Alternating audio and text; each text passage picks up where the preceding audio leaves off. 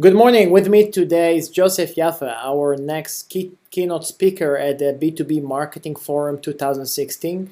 Good morning, Joseph. Good morning. How are you doing today? I'm doing great. How about you? I'm great. I'm excited to be speaking at the event. Yeah, that would be great to see you. So, for the folks here who don't know you, never probably heard your name, I don't believe there are many of those in marketing, but maybe you can give us a quick snapshot of who you are. Yeah, sure. So I'm originally from South Africa.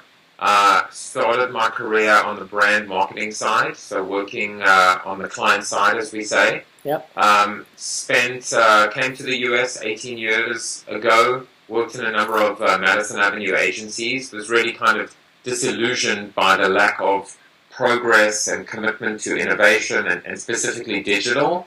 Went out on my own and started consulting in specifically digital at the time. Since then, so since 2002, I've written 4 books, including Flip the Funnel. And I'm also working on my second startup. So I had a little boutique called Crayon, a social media boutique, which I sold. Founded that, sold that, and now I'm working.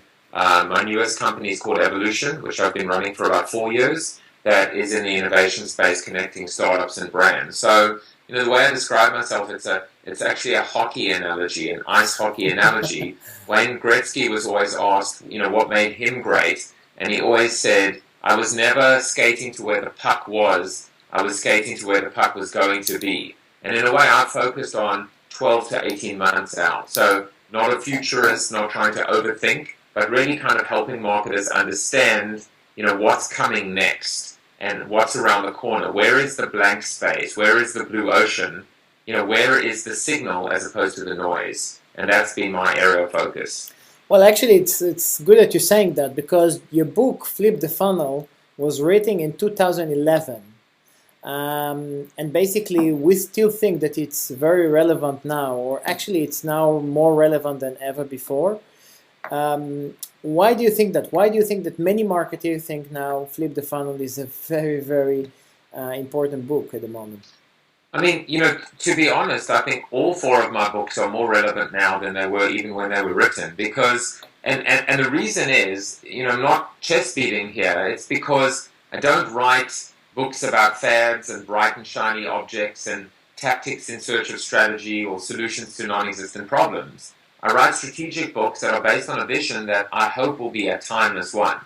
Flip the Funnel I describe as the best book I'll ever write. I may write 20 in my career, but this will be the best book because ultimately it has to be all about retention. And not just retention, but retention is the new acquisition. If at the end of the day, 80% of our revenue comes from retention versus acquisition, and 80% of that retention comes from 20% of those customers. In the B2B world, it's even more pronounced. You generally have, in the service business, you generally have 2 or 3 clients responsible for 40, 50, or 60% of your revenue. How on earth are you worrying about what I call kind of courting strangers and that acquisition funnel when ultimately, the goose that laid the golden egg is right in front of you. It's your own customer. So how do you invest in them? How do you nurture them?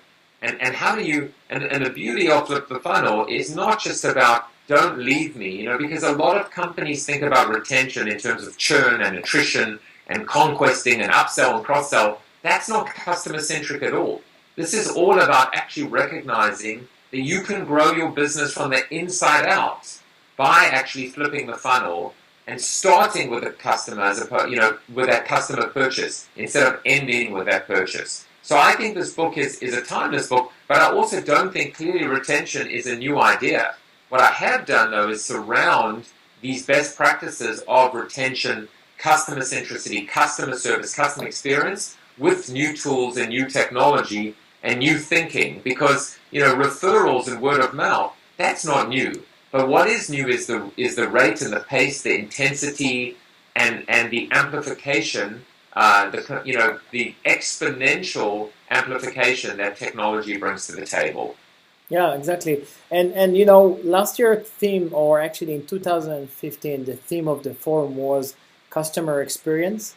In 2016, we continue with this focus around customers, and it's going to be customer growth. And I think Flip the Funnel fits exactly between these themes, right?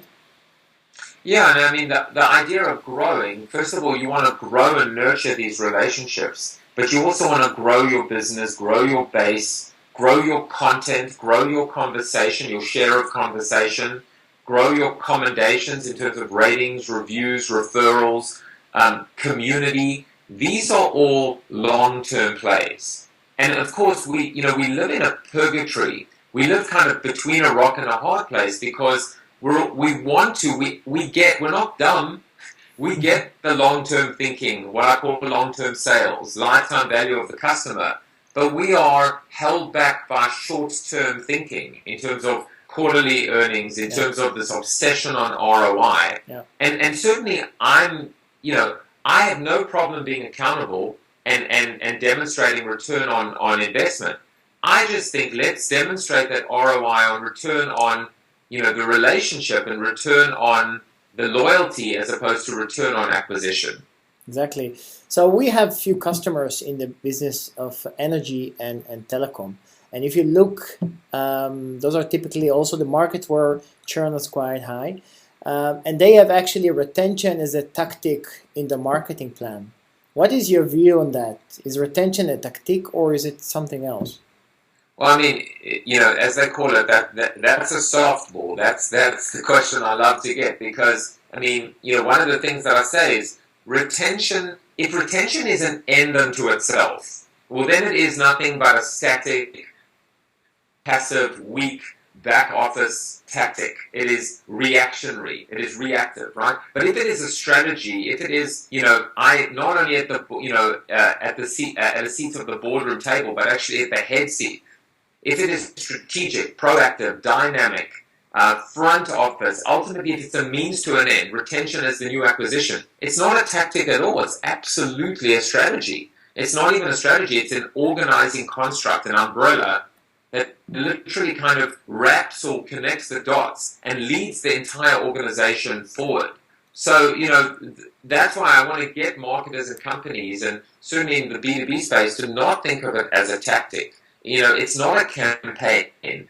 It's a commitment. It is, as I said, it's an entire ecosystem that connects, employees to employees, customers to customers, employees to customers. As I often say, your most influential salesperson is your customer. Your most credible spokesperson is your employee. So how do you connect the dots? How do you scale? How do you grow that entire ecosystem inside out? That is not a tactic. No, exactly.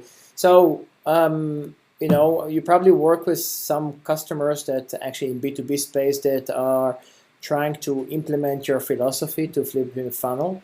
What are let's say, the top challenge they are dealing with in actually implementing it? So I actually am not seeing a lot of opposition to embracing flip the funnel, and I've seen companies from B2B to B2C to B2B to C. I've seen small businesses, I've seen large businesses really embrace this notion because I just think it is as close to the silver bullet as possible. I sometimes refer to it as like a hot knife slicing through butter. Yeah. If anything, the hard part is that retention has never been sexy.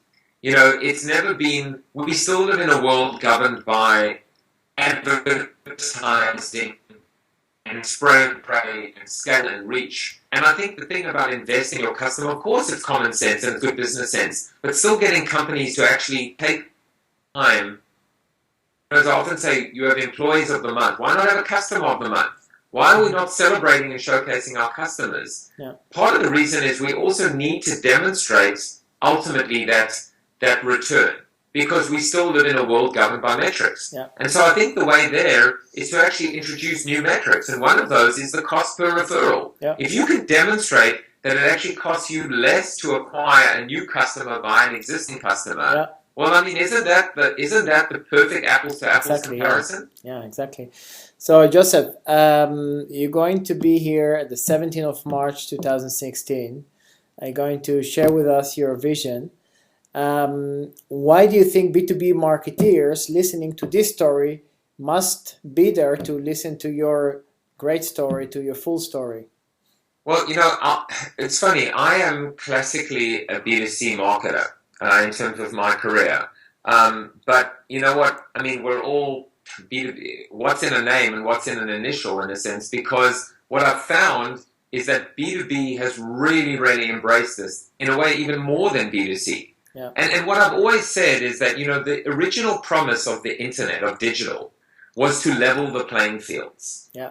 And the two sectors that I think have benefited and can benefit the most, and I'm talking about flipping the funnel, I'm talking about digital, I'm talking about social, and of course I'm talking about flip the funnel, is SMBs or small and medium businesses and B2B. Yeah. Because at the end of the day, when I say what percentage of your revenue comes from your customer versus the first-time buyer, those skews are extreme in the B2B space versus the B2C. Yeah. In the B2C, you're going and buying rolls of toilet paper. Yeah. But in B2B, I mean, these are nurtured leads that ultimately, hopefully, are not one-off purchases and can extend into quarters and years. In a world of recurring revenue and renewals. I mean, ultimately, this is the holy grail for B2B. And so what I've seen actually in the last 6 months to a year